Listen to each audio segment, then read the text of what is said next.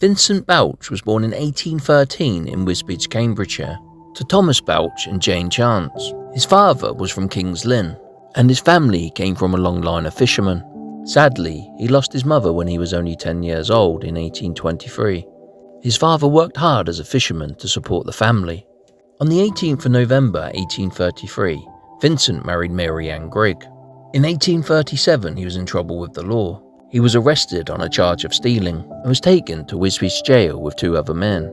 The 3 men escaped out of a window and the search was on to find them. Vincent was soon captured and served 2 months in prison. In 1841, we find the family living in Trafalgar Row, Wisbech, and it's no surprise to see his occupation as a fisherman. We also see they had their first child, a daughter named Sarah Jane. His father Thomas was also working as a fisherman. Unfortunately, he died not long after the census was taken. By 1851, they were living in Horsefair, Wisbech. They had 2 sons, Thomas and William. In 1855, Vincent and Mary Ann were witnesses in a murder case. It said, Joseph Johnson was accused of murdering his wife Hannah. Joseph was a mariner and a master of the sloop Mary Ann Martin from Goole. An inquest was held at the Old Bell Inn, Wisbech. Joseph had been in the habit of knocking his wife about and had previously been arrested. John Sainty, a coal dealer, and 1 other witness had stated that Hannah had told them that her husband had been beating her every time she went into the cabin. Her eyes appeared to be bruised and swollen. Joseph had came out of the cabin and said his wife was dead or dying, and they got a small boat and took her to the Old Bell.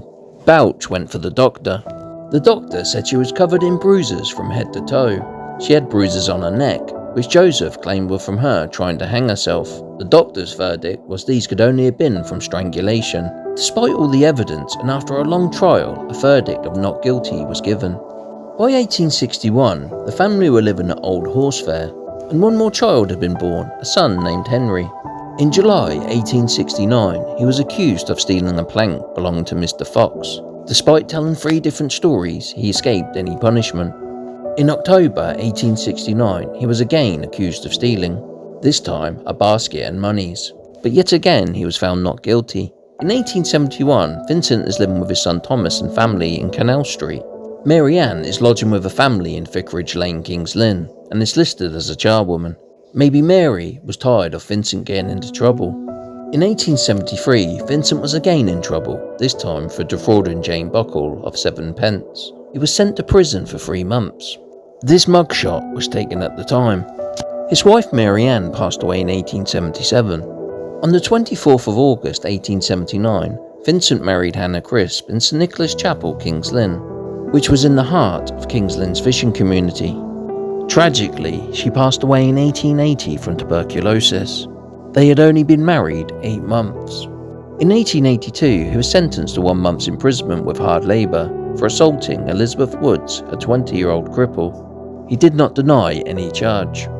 Vincent passed away in 1883, aged 70. So rest in peace, Vincent. You will be remembered.